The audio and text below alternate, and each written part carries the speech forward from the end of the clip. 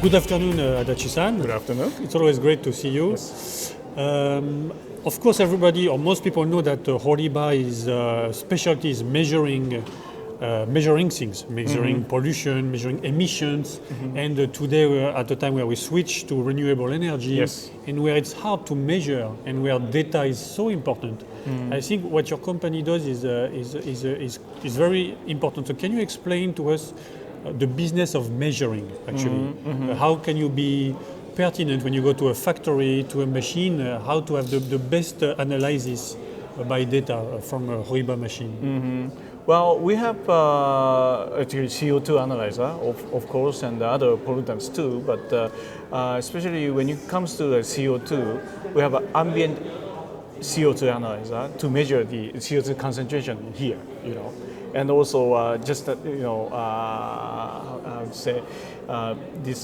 the change of the average CO2 around the world. This kind of a measurement we do, and also we measure the CO2 from the source of combustion, like a power plant or a vehicle tailpipe, and we have these both two ways of analyzing it, and those two data are actually strongly affecting to the world calculation of all this climate change and everything. So we provide such data through our analyzers. But I wonder if from now on we enter in an era of measurement, of measuring. Everybody wants to reduce CO2, but you have to analyze carefully what you reduce and by how much.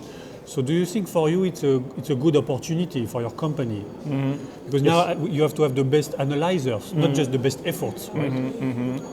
Well, of course, this combustion will decrease in the future with all the decarbonization activities around the world. But it will not happen tomorrow. We are in a transition period now, and we have to keep the good balance between the new energy and the conventional energy. Even with, in this transition period, if you anyway have to burn the conventional fossil fuel, you want to burn efficiently and cleanly. That's where you need to have the measurement to optimize such energy conversion. And also for the new energy like hydrogen or fuel cell or these kind of things, we still need a gas measurement. For the energy conversion, like fuel cell is converting hydrogen with the electrochemistry way to generate the power. This is also, you use the hydrogen. You use energy. And you need to measure the pollutants and impurities in hydrogen too, where you need the gas analyzers. So do you think the conscience of companies, especially industrial companies, is rising on this issue of emissions? Is it increasing? Well, they are all working on decreasing CO2 emission from the factory, from the vehicle, from everywhere. And so, such an effort we can support by measuring, the CO2.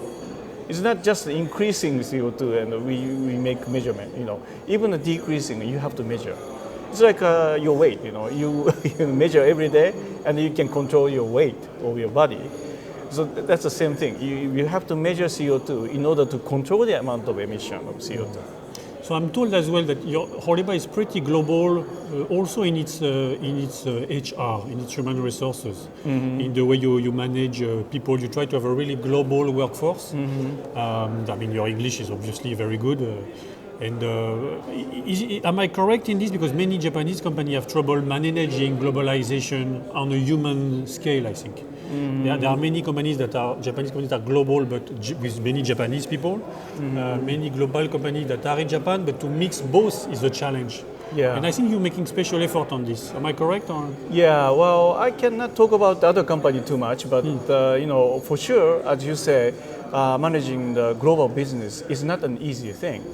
Of course, we have to live with all the diversity in the culture and language and regional, geopolitical situation. You have to, manage all these things at the same time. And HORIBA has a long-time experience of doing this, and also we are putting very much weight on the communication all the time, especially for the frontline people and the top management. we are trying to have a very flat organization so that global full-time people can talk with top management in Japan or wherever in the world. So do you manage to keep for a long time foreign employee, for example? Yes, That's a big issue. Yes. Probably we have longer working, time compared with the average companies. I see. Yep. So recently, HORIBA kind of hosted the French-Japanese, how do you say, Japanese-French symposium in Kyoto last year. Can you tell us a bit how France is important for HORIBA? Well, of course, we have many colleagues in France. Probably the biggest number of headcounts as far as the non-Japanese is concerned in the HORIBA group. We have acquired 2 companies in late 90s, which is called, one is Giovanni Von in Paris, and the other one is ABX in Montpellier. And these 2 acquisitions is really significantly affecting to our, the global portfolio. And France is such an important, region for us to have this, core technologies that they have in their country, and also the application they have in France. Especially, I was in France 2 weeks ago, and spending almost 1 week to learn about the hydrogen industry that is being, expanding in France very rapidly. Really? Yeah, it's becoming really important vision for us to, go after this hydrogen development in France now. Thank you very much. Thank you. Thank you.